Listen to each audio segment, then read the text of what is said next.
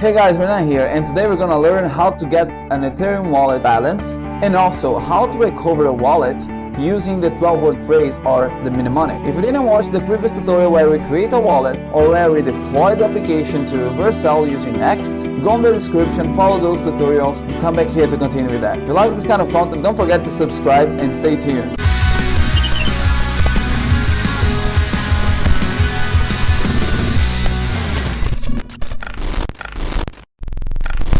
Here we have from the previous video the new wallet where we create a random wallet and we want to create a new endpoint on wallet to get the balance, right? So I'll create balance.js here. I'll export default function balance that receive the request and response.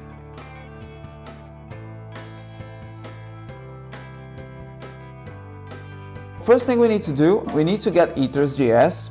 So we're gonna import ethers.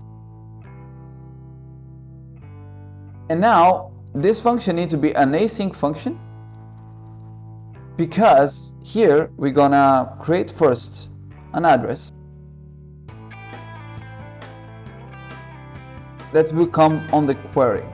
So basically I'm destructuring here, I'm getting address inside of request query, the same as request.query.address.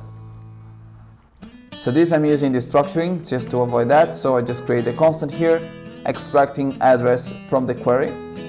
This is coming from the request. So when you do a GET request and you send address as a parameter, you're gonna receive it like that on the query of the request. And now we're gonna get the provider, default provider, and here we're gonna get the balance. And we need to send the address here. So I'll get balance format, pass, and I need to send this balance to the format. So this will basically format the balance for us. And here we just need to send the data. So let me send this as a balance here. So let's execute that. So here we can see that we receive the balance from this random wallet. So here we are passing the query parameter, which is the address. And then with this address here, we're gonna get the balance from this specific wallet. So this is pretty simple, straightforward. Send the address here. We get the request query here, the address. We get the default provider from ethers, get the balance without the format. So we get the provider balance from this specific wallet. Then we go through the balance format in order to get the actual ether amount, and then we return that. So now we're gonna retrieve the wallet because, for example, if you lost the wallet and you have it mnemonic, the 12-word phrase, you can recover private key, public key, and everything from the wallet. So that's very important that you keep those 12 words saved. So let me create a new file here and I'll put from mnemonic. We're gonna export the default function, an async function from mnemonic that receive a request and response as well. Here we're gonna get the mnemonic from the query.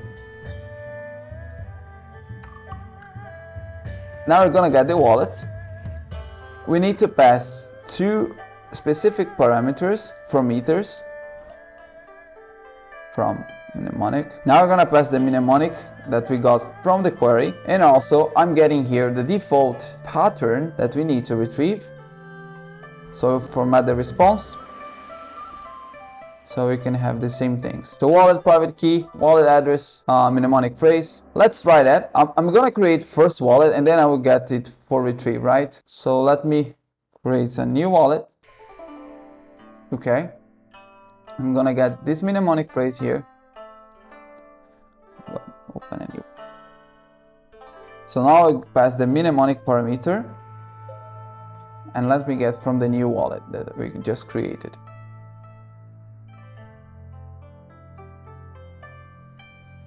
We do that. Oh, we forgot to define the ethers here. So let me just import that.